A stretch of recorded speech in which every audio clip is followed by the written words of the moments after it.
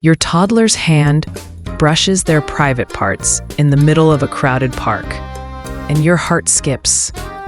Do you shout stop or freeze, hoping no one noticed? That split-second urge to scold can plant seeds of shame in a child who's just exploring their world as naturally as they once stared, wide-eyed, at their tiny fists. I've seen it happen. A parent's sharp no silences a toddler's curiosity, their little face crumpling, not from disobedience, but from confusion. They don't know why their innocent exploration feels wrong. Here's the truth. Those awkward moments aren't a parenting failure. They're a chance to guide with love, not judgment. Let's unpack why these behaviors are normal and how you can steer them without dimming your child's spark. Toddlers are scientists of their own bodies, just like they were as babies, endlessly fascinated by their waving hands or wiggling toes. Back then, you'd laugh as they gummed their fingers, marveling at their discovery. Now, at 2 or 3, that curiosity stretches further to their private parts, their belly buttons, or even their earlobes. It's not mischief, it's growth. A 2021 study from the Journal of Child Development found that self-exploration peaks between ages 2 and 4, as kids map out their bodies the same way they puzzle over a new toy. Scolding them in these moments risks more than a tantrum. It can teach them their body is something to hide, not understand. I once watched a mom at a playgroup snap at her son for touching himself during story time. His eyes welled up, not because he grasped wrong, but because her tone said, "You're bad." That's the danger. Shame sticks, even when they're too young to name it. So what's the better move? Imagine this. Your daughter's hand wanders during a grocery store trip. Instead of a sharp "don't do that," you kneel down, hand her a bright red apple, and say, "Ooh, feel how smooth this is." Her focus shifts, her curiosity redirects, and the moment passes without a sting. Redirection isn't just distraction. It's a lifeline to keep their confidence intact. Picture a dad I know juggling a toddler who kept tugging at her diaper in a coffee shop.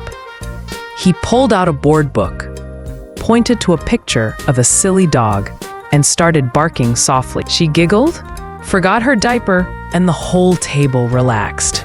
It's gentle, it's kind, and it works because it honors their curiosity while nudging it elsewhere. The key is to stay calm. Your steady voice tells them there's nothing wrong with them, even if the setting calls for a shift. But redirection alone isn't enough. Toddlers need boundaries, just like they need to know shoes go on before running outside. The trick is teaching those boundaries without crushing their spirit. Say your son starts exploring himself on the couch during a family movie night. Instead of a harsh, "Stop it," try this. "Hey buddy, that's something we do in private. Like in your room, okay? Let's grab your truck and play here." Simple, clear, kind. You're not shutting down his curiosity. You're giving it a place. A friend of mine, a mom of twins, mastered this. One of her boys kept lifting his shirt in the mall, poking at his belly. She'd smile, tug his shirt down, and say, "Belly's for home, not stores." Want to count the escalator steps? Over weeks, he got it. No tears, no shame. The American Academy of Pediatrics backs this. Consistent, gentle guidance shapes behavior better than punishment, especially before age 4, when kids' brains are wired for repetition over reasoning. Here's a catch, though. What if your toddler's curiosity feels too intense? Picture a child who skips playdates or ignores toys, fixated only on touching themselves. It's rare, but it happens. I knew a parent whose daughter stopped building her beloved block towers, spending hours instead focused on her body.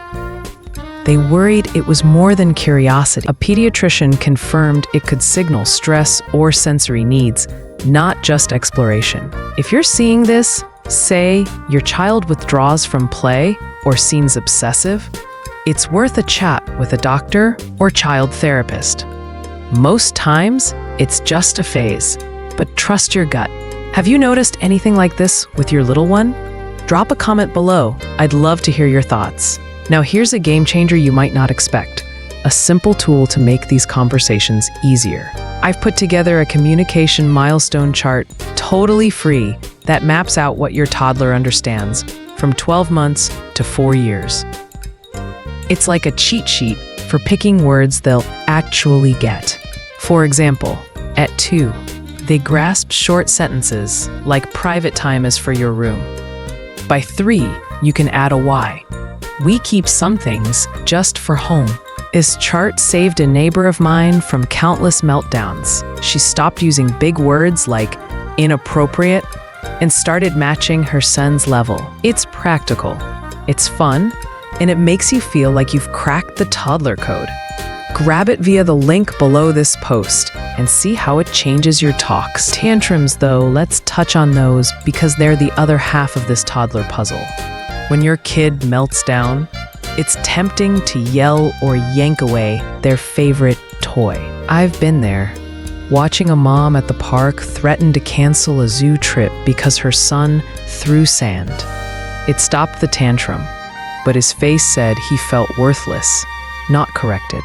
Research from the Child Mind Institute shows punishment, like taking away treats or screen time, teaches fear, not self-media post. CALM EN-US, parenting/positive parenting/understanding and guiding toddlers' natural curiosity. Self-control. It might quiet them now, but ramps up defiance later. Instead, try naming their feelings. You're mad because the sand fell.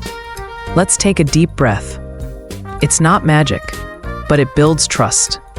More on that in my next video. Stay tuned. Here's the heart of it. Your toddler's curiosity, even the embarrassing kind, is them learning who they are.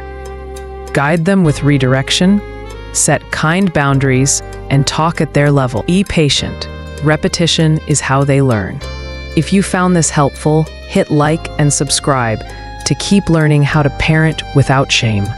Videos like this can vanish, so don't miss out. And tell me in the comments, what's the toughest toddler moment you faced lately? Let's swap stories and keep this conversation going.